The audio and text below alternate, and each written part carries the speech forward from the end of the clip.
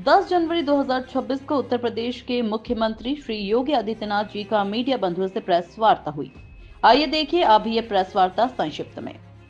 Bharat nation के लिए संजय निषाद की खास रिपोर्ट। गत वर्ष इसी समय हम लोग प्रयागराज महाकुंभ की तैयारी के लिए और अंतिम रूप से आयोजन की तैयारी करने के लिए युद्ध स्तर पर लगे थे। मुझे याद है 10 जनवरी 2025 को भी मैं प्रयागराज में ही था। मेले की अंतिम तैयारी देखने के लिए मैं आया था और आज इस वर्ष माघ मेला जो पूरी भव्यता के साथ पौष पूर्णिमा 3 जनवरी 2026 से प्रारंभ हो चुका है। लगातार यह 15 फरवरी तक यह आयोजन चलेगा। जो अपेक्षा थी पौष पूर्णिमा को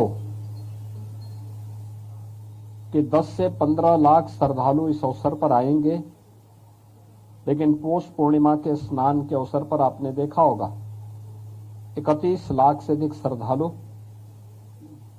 मां गंगा, मां यमुना और मां सरस्वती की इस पावन त्रिवेणी में आकर के भगवान बेणी माधव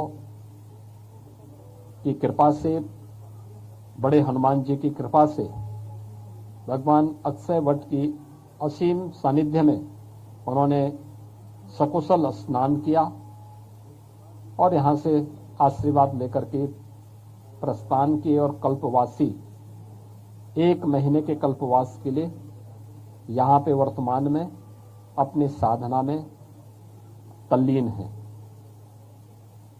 आज मुझे यहां पर भगवान रामानंद जी के 726वें पावन जयंती के कार्यक्रम में भाग लेने का अवसर प्राप्त हुआ है। ये प्रयागराज का सौभाग्य है कि अनेक पूज्य ऋषि मुनियों के पावन धरा है।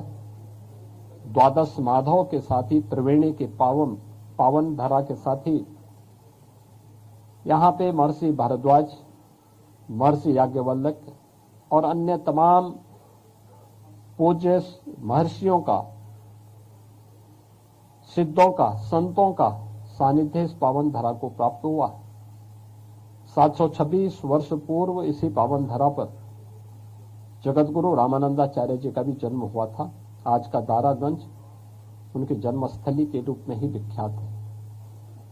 आज उनके इस पावन जन्मोत्सव कार्यक्रम के साथ ही माघ मेले की तैयारी भी हम लोगों ने प्रारंभ की है, इसकी समीक्षा की है। यहां पे खास तौर पर 14-15 जनवरी को मकर संक्रांति के अवसर पर यह भी एक मकर संक्रांति का स्नान होगा। फिर 18 जनवरी मौनी अमावस्या का मुख्य स्नान होगा। इसके उपरांत 23 जनवरी को बसंत पंचमी और फिर माघ पूर्णिमा के साथ ही 15 फरवरी को महाशिवरात्रि का आयोजन भी यहां पर संपन्न होगा। ये सभी माघ मेले के कार्यक्रम होंगे। माघ मेले पौष पूर्णिमा से लेकर के माघ पूर्णिमा तक इस पूरे आयोजन के लिए प्रशासन ने, पुलिस ने और सभी संबंधित विभागों ने अपनी पूरी तैयारियां की हैं। पहले की तुलना में घाटों की लंबाई बढ़ाई है, स्वच्छता का विशेष ध्यान दिया गया है। भीषण शीतलहरी है, इसमें बचाव के लिए आवश्यक उपाय किए गए हैं।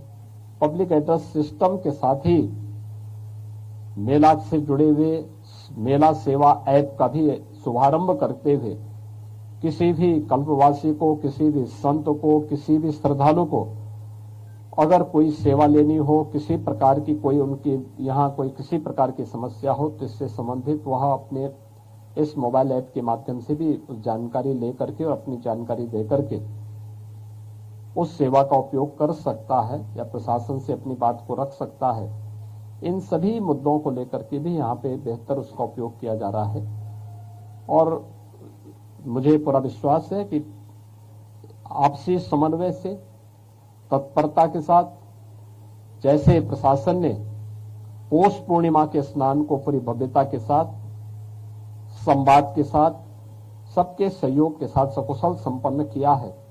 आगे आने वाले सभी 5 स्नान भी उसी पवित्रता के साथ, उसी संवाद और समन्वय के साथ सकुशल संपन्न होंगे। इसी मुद्दे पर आज हमने यहाँ पे चर्चा की है और उसको लेकर के प्रशासन भी पूरी तत्परता के साथ लगा हुआ है और सभी लोग मिलकर के इस कार्यक्रम को सकुशल संपन्न करेंगे।